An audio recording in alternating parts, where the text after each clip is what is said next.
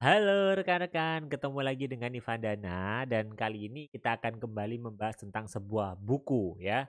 Buku yang akan kita bahas kali ini menarik sekali karena tagline yang tertulis di covernya itu berbicara tentang menabrak aturan gitu ya. Ini membahas tentang tabrak aturan jadilah pemenang. Waduh, buku yang mungkin agak berbeda dengan pandangan orang kebanyakan karena ya harusnya kita itu mengikuti aturan dan jadi pemenang. Tapi di sini kita diarahkan untuk tabrak aturan gitu. Bukunya tentang apa? Bukunya seperti yang teman-teman juga sudah lihat di layar yaitu berjudul Original. Seperti yang teman-teman sudah bayangkan dari judulnya, ini berbicara tentang orisinalitas kita sebagai individu. Untuk itu yuk kita bahas lebih detail. Kita akan bahas dulu dari segi siapa sih sebenarnya penulis buku ini. Buku ini ditulis oleh Adam Grant ya, seorang psikolog dan juga penulis Amerika yang saat ini juga seorang profesor di Wharton School of Pennsylvania yang mengkhususkan diri di bidang psikologi organisasi. Dia menerima jabatan akademis pada saat usia 28 tahun yang menjadikannya profesor termuda di Wharton School. Dan saat ini dengan berbagai macam aktivitas dia, kontribusi dia kemudian bahkan diakui sebagai Young Global Leader versi World Economic Forum gitu ya. Saat ini dia juga banyak menyisihkan waktunya dengan menjadi penulis dan juga kemudian kontributor di bidang psikologi dan juga profesionalitas di New York Times. Mungkin rekan-rekan juga sudah mulai penasaran, ini sebenarnya buku original ini buku tentang apa sih gitu ya. Buku ini akan membahas tentang cara agar kita semua bisa menjadi orang yang original. Yang kalau kemudian kita berbicara istilah original itu sendiri berarti sesuatu atau seseorang yang berbeda dengan orang lainnya dengan cara memikat atau menarik orang-orang di sekitarnya.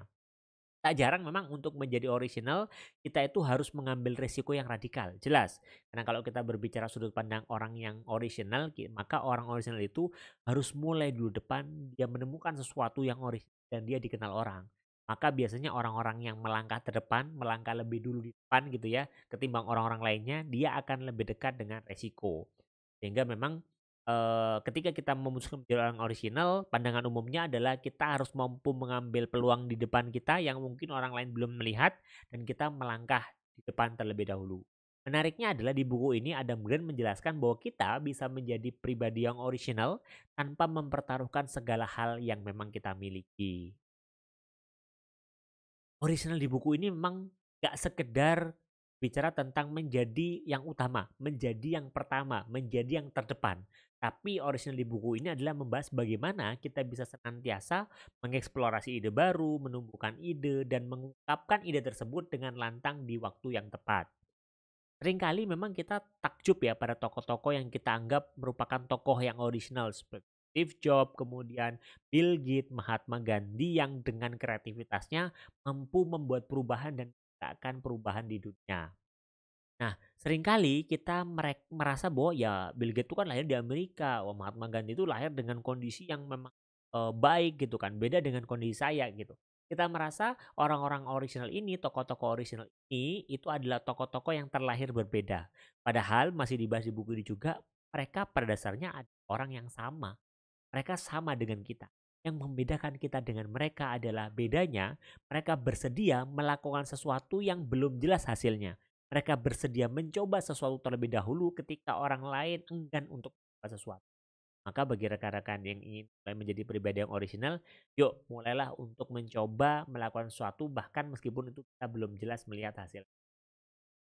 Secara umum buku ini nanti akan terdiri dari beberapa bagian sebenarnya. Ada banyak bagian tapi intinya yang dibahas di buku yang akan saya bagikan juga di sesi ini adalah bagaimana beberapa bab di buku ini bisa membantu orang-orang atau pembacanya untuk menjadi pribadi yang orisinal dalam berkarya dan beraktivitas atau berkarir dalam kesehariannya.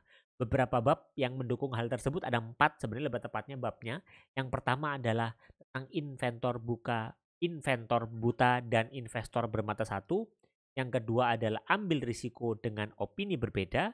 Yang ketiga asal cepat saja takkan selamat ya, dan keempat adalah tentang Goldilocks dan juga kuda Troya. Pembahasan satu persatu kaitannya dengan bab per bab yang ada di buku ini akan kita bahas lagi. Kita mulai pertama dari bagian pertama, yaitu tentang inventor buta dan inventor bermata satu. Di bagian ini akan dibahas sebenarnya lebih tepatnya tentang seni mengenali ide-ide yang orisinal di sekitar kita. Hal ini karena dan juga dibahas di buku ini, penghalang besar dari orisinalitas bukannya ketiadaan ide. Ide itu banyak, tapi yang menjadi penghambat dan tantangan terbesar adalah memutuskan atau memilih ide yang tepat. Itu ide yang orisinal. Yang salah satu contohnya di buku ini adalah dijelaskan tentang Segway yang gambarnya teman-teman bisa lihat di visual yang saat ini sedang saya tampilkan gitu ya. Yang sebenarnya disebut sebagai produk yang sangat inovatif karena Segway hanya dengan 2 roda, dia bisa menjaga keseimbangan tanpa perlu kita seimbangkan, cukup kita naik dan dia otomatis akan menjaga diri. Namun dengan segala inovasinya itu, dia seringkali disebut sebagai 10 kegagalan teknologi besar di tahun ini. Jadi sebenarnya Segway tidak bisa disebut sebagai sukses, itu dia termasuk kegagalan teknologi di tahun ini. Kenapa bisa demikian? Jawabannya di buku ini adalah karena rasa percaya diri yang berlebihan dari seorang penemu.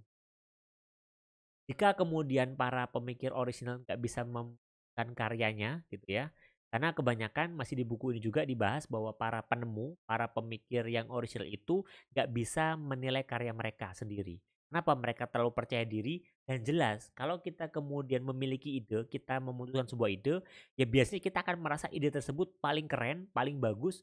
Akhirnya kita bias, kita nggak bisa memutuskan mana yang sebenarnya baik karena kita terlalu percaya diri dan terlalu happy dengan penemuan kita. Terus bagaimana dong caranya seorang penemu itu bisa memaksimalkan ide dan kreativitas mereka untuk menghasilkan karya yang orisinal? Jawabannya adalah dengan menghasilkan makin ide. Karena ternyata masih di buku ini juga dibahas ada banyak penemu-penemu dan juga para tokoh terkemuka dunia, misalkan kayak seniman juga gitu ya, kayak Pablo Picasso, kemudian Leonardo da Vinci yang kemudian akhirnya terkenal karena karyanya yang orisinal. Tapi yang nggak banyak orang tahu adalah sebenarnya sebelum mereka menemukan karya yang booming, mereka telah banyak sekali menciptakan ide, menelurkan banyak ide. Dari banyak ide inilah kemudian muncul ide-ide yang orisinal. Maka makin banyak ide yang kita keluarkan, otomatis kemungkinan untuk ide yang orisinal keluar itu juga makin besar. Nah, setelah kemudian kita menghasilkan banyak karya nih ya, juga dibahas di sini pentingnya kita meminta umpan balik atau feedback. Dan umpan balik atau feedback ini jangan dari orang sembarangan atau audiens yang kita ambilnya random. Karena bisa jadi orang-orang asal, audiens yang random itu hanya bisa melihat secara tampilan luarnya aja. Mereka hanya melihat yang mungkin yang tampak. Tapi kita membutuhkan feedback yang tidak tampak, feedback yang detail yang membuat kita bisa melakukan improvement. Dan feedback atau umpan balik ini bisa kita dapatkan dari siapa? Dari para penemu atau orang-orang yang juga berprofesi sama seperti kita. Karena mereka bisa melihat detail, mereka bisa memberikan sudut pandang yang lebih luas kayaknya di industri yang mereka juga kelola atau industri yang mereka juga sedang bergerak di dalamnya. Jadi jangan ketemui orang yang tidak berpengalaman untuk kita memperkaya ide kita.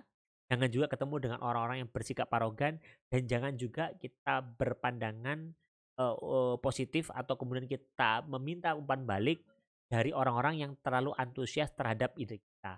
Itu kita butuh orang yang skeptis agar kita berhati seperti itu. Bagian kedua membahas tentang bagaimana kita mengambil resiko dengan opini berbeda.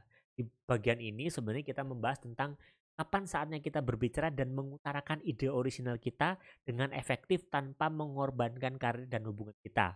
Di buku ini kita bisa belajar dari kisah dari Carmen Medina di CIA yang di awal karirnya dia yang pertama kali menemukan ide tentang Intelpedia, sebuah platform yang membantu para intel bisa terhubung, saling sharing informasi dengan cepat dan real time. Sayangnya adalah di awal karirnya dia mengemukakan tentang Intelpedia ini, idenya tidak diterima dan bahkan dia sempat dijauhi sama teman-temannya dan kemudian ide tersebut baru terrealisasi 3 tahun kemudian setelah akhirnya Medina mengutarakannya kembali dengan juga jabatannya sebagai salah satu direktur di CIA. Jadi memang penting bagi kita untuk tahu kapan saatnya kita berbicara untuk menyuarakan gagasan kita. Di bagian ketiga, kita akan membahas tentang pemilihan waktu dan juga penundaan strategis yang menjadi salah satu kunci menjadi orang yang orisinal. Ini menarik juga dan masih nyambung dari pembahasan di bagian sebelumnya tadi itu bahwa gak selamanya cepat itu menjadi kunci untuk kita bisa menjadi orang yang orisinal.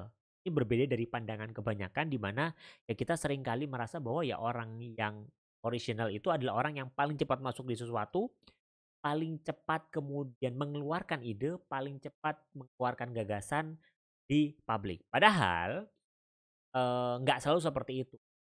Di sini dipaparkan tentang riset yang dilakukan sama Adam Grant yang memunculkan fakta berbeda bahwa ternyata para tokoh orisinal gitu ya seringkali menghadapi kondisi di mana bertindak lebih awal itu sering kalah dengan kelemahan dari bertindak cepat tadi itu. Jadi ketika kita merespon sesuatu, kita bertindak lebih awal, bisa jadi memang idenya akan diterima karena ini ide baru. Tapi ada kemungkinan juga idenya akan memiliki banyak kelemahan karena terlalu prematur untuk kita sampaikan. Kita baru kemudian memiliki ide, belum dipikirkan matang-matang baik buruknya, kita sudah melaunch, yang itu kemudian bisa jadi menimbulkan konsekuensi idenya sebenarnya belum maksimal, prematur, dan masih kayak kembali. Jadi penting bagi kita juga untuk mempertimbangkan kapan kita memilih waktu dan menunda untuk kita menyampaikan gagasan kita. Ini menjadi strategi. Dan di bagian keempat akan dibahas tentang Goldilocks dan kuda Troya.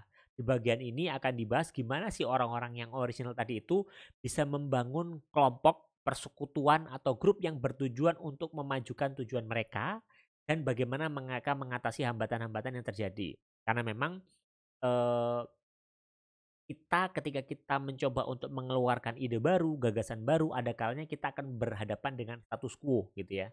Dan untuk menghadapi status quo kita membutuhkan tokoh-tokoh atau orang-orang yang memberikan support kepada kita untuk menghadapi status quo tersebut dan menyalurkan ide yang berbeda tadi itu. Jelas dong karena ketika ada ide baru, ada ide yang lama kan. Yang ini seringkali kemudian status quo merasa bahwa ini ide yang paling bagus. Padahal bisa jadi ide yang baru ini yang perlu dijadikan pandangan untuk sempurnakan kembali gitu. Maka penting bagi kita untuk membangun komunitas untuk mendukung gagasan kita, ide kita, memastikan itu dan juga didukung sama penelitian yang dilakukan sama Debra Merson dan juga Maurice Scully bahwa agar bisa berhasil orang-orang yang original ini harus menjadi radikal lunak. Radikal lunak ini artinya mereka tetap memiliki keyakinan penuh pada apa ide baru mereka gitu ya. Tapi di sisi lain mereka harus belajar cara menurunkan radikal gitu ya, dengan menunjukkan gagasannya dengan cara yang tidak mengagetkan orang. Karena seringkali orang-orang radikal ini mengagetkan orang akhirnya membuat orang itu resisten. Maka penting bagi para tokoh original untuk dia tetap bisa menyampaikan idenya dengan cara yang membuat orang nyaman dan tidak mengagetkan. Sekarang kita masuk di bagian kesimpulan. Kesimpulannya adalah secara umum buku ini pas untuk dibaca oleh siapa saja yang ingin jadi pribadi yang original dan berpengaruh terhadap kehidupan. Jadi kalau teman-teman ingin tahu gimana caranya menjadi tokoh, pemikir orisinal, menjadi orang-orang yang orisinal dengan ide dan karya, ini bisa menjadi salah satu referensi yang penting untuk kita cermati bersama. Dan buku ini juga pas untuk dibaca rekan-rekan yang ingin dapat inspirasi aja gitu ya tentang gimana caranya seorang itu bisa melakukan hal-hal yang tidak biasa di lingkungannya, namun tetap bisa diterima dengan baik. Mungkin itu rekan-rekan review buku kali ini, moga-moga bermanfaat dan sampai ketemu di review buku selanjutnya ya.